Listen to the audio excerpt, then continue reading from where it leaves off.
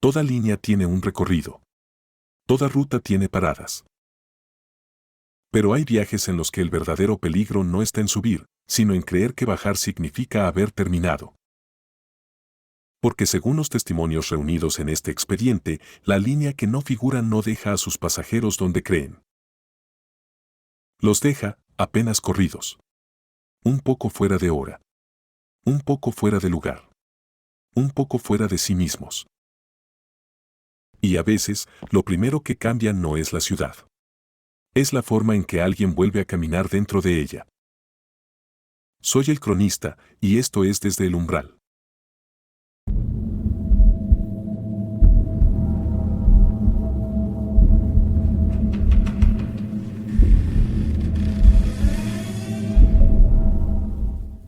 En el archivo anterior conocimos a Tomás, un trabajador nocturno que una madrugada subió a un autobús sin número visible, sin luces interiores y sin registro oficial.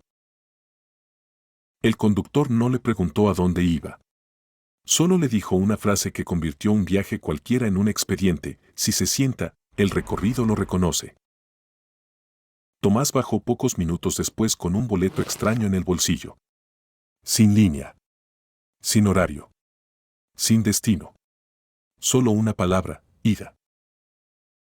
A partir de ahí, el caso dejó de ser una rareza aislada. Porque cuando empezamos a seguir la ruta, descubrimos que no era el único. Durante las semanas siguientes aparecieron otros testimonios. No muchos. Apenas 4 con detalles consistentes.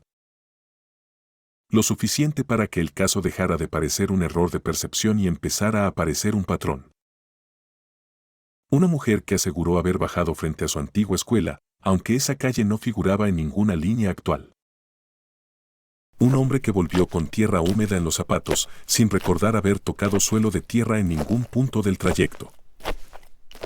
Un adolescente que describió un asiento roto en la última fila, idéntico al que Tomás recordaba, sin haberlo conocido jamás. Y una costurera retirada, Elena, que dijo algo todavía más inquietante: las paradas no son lugares. Son momentos. Elena tenía 67 años cuando dio su testimonio. Hablaba despacio. Sin adornos. Como quien ya no necesita convencer a nadie de algo que le arruinó una certeza. Subió a la línea creyendo que era el último autobús de la noche. Recordaba lluvia en los vidrios, olor a paño mojado, y un conductor que nunca la miró directamente. Pero lo importante vino después. Elena aseguró que durante el trayecto reconoció una parada frente a una mercería que había cerrado hacía más de 20 años. No una parecida. La misma. Con el toldo viejo, el cartel descolorido y una bicicleta apoyada contra el poste. Cosas que ya no existían. O que no deberían haber existido allí, esa noche. A diferencia de Tomás, Elena prestó atención a las paradas. Dijo que en varias había personas esperando. Siempre pocas. 1. 2. A veces 3. Nunca hablaban entre sí. Nunca hacían señas. Nunca parecían impacientes. Solo esperaban.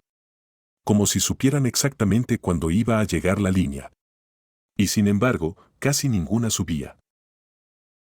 Ese detalle se repite en varios testimonios: la impresión de que las paradas no estaban hechas para recoger pasajeros, sino para mostrarles algo a quienes ya iban dentro.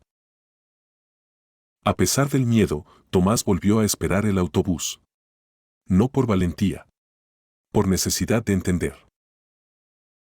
Quería comprobar si había imaginado partes del viaje. Quería ver si el boleto cambiaba. Quería saber si la línea iba a detenerse otra vez. Y esa necesidad, en este expediente, importa mucho. Porque hay rutas que no capturan a sus pasajeros por fuerza, sino por insistencia. La segunda vez, el autobús llegó a las 2:13. La puerta se abrió antes de frenar del todo. Y el conductor dijo, sin girarse: hoy sí mira por la ventana. Tomás se sentó en el mismo lugar. Esta vez miró afuera con atención obsesiva. Lo que vio no era una ciudad fantástica. Era peor. Era su propia ciudad, mal acomodada. Una esquina del centro aparecía a 3 cuadras de un barrio periférico. Una plaza demasiado antigua se abría donde normalmente había una estación de servicio. Un mural tapado hace años volvía a verse limpio, recién pintado, bajo una luz de sodio temblorosa. Nada era imposible por sí mismo. Lo insoportable era la combinación. Como si el recorrido no cruzara lugares, sino capas distintas de la misma ciudad. En una de esas detenciones, Tomás reconoció la parada frente a su vieja escuela primaria. O creyó reconocerla. El edificio era más bajo. La reja tenía otro color. El kiosco de la esquina volvía a tener una persiana azul que ya no existe desde su infancia. La puerta del autobús se abrió. Nadie bajó. Nadie subió. Pero Tomás juró haber visto, del otro lado del vidrio, a un chico de uniforme mirándolo fijo desde la parada. No hizo señas. No sonrió. Solo tenía el rostro de alguien que espera ser reconocido. Cuando el autobús arrancó, Tomás entendió lo más perturbador del episodio. El chico se parecía a él. Tomás intentó no mirar hacia la última fila. Fracasó. La figura del fondo seguía allí.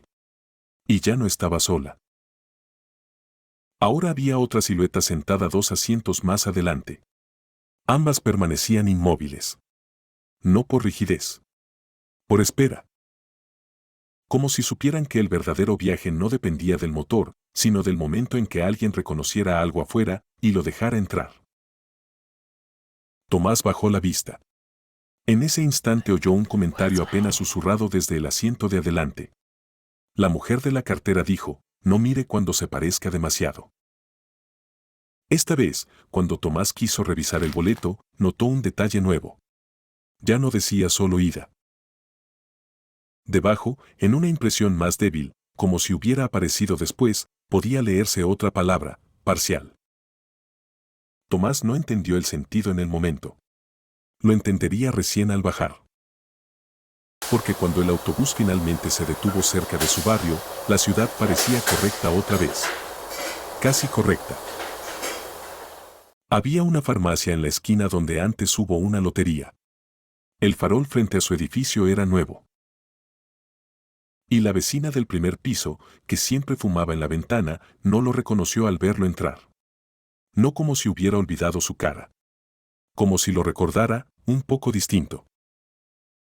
A partir de ese punto, el expediente consiguió algo más sólido que un testimonio. Una cámara de seguridad de una estación de servicio ubicada sobre una avenida secundaria. El dueño del lugar no sabía nada del caso. Solo entregó la grabación porque Tomás insistió con una fecha y una hora precisas. En el video se ve el autobús pasar frente a la estación a las 2:16 de la madrugada. Sin cartel. Sin luces interiores. Pero el detalle que vuelve a esa grabación insoportable no está en el vehículo. Está en una ventana. En la tercera fila del lado derecho, se ve a Tomás sentado. Y al fondo, casi pegado al vidrio de la última fila, se ve otra silueta con su misma forma de cabeza. Como si el autobús ya llevara consigo una versión futura o sobrante de cada pasajero. Elena volvió a declarar después de ver la captura de la cámara. Y entonces confesó algo que nunca había dicho antes. Desde la noche en que subió a la línea, dejó de recordar con claridad la cara de su hijo muerto. No el hecho de su muerte. No su voz. La cara. Como si algo en aquel recorrido hubiera retirado de su memoria una imagen concreta para hacer espacio a otra cosa. Y cuando Tomás escuchó eso, entendió que el autobús no solo desplazaba calles. También desplazaba vínculos. Fragmentos íntimos. Partes pequeñas pero esenciales de una persona. En este punto, la línea que no figura ya no parece una simple anomalía urbana. Parece un recorrido diseñado para hacer coincidir al pasajero con algo que la ciudad guarda de él. Una parada vieja. Una esquina anterior. Una versión de sí mismo esperando bajo otra luz. Y si eso es cierto, entonces nadie baja igual. Porque nadie termina el trayecto con la misma cantidad de sí mismo con la que subió.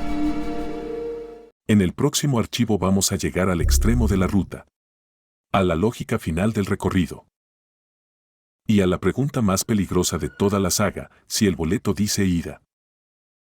Entonces, ¿qué o quién regresa? Yo soy el cronista, y esto fue Desde el Umbral.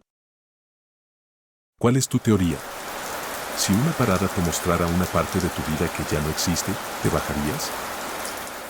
Si quieres que abramos el archivo Umbral 018, suscríbete y acompáñame al siguiente umbral.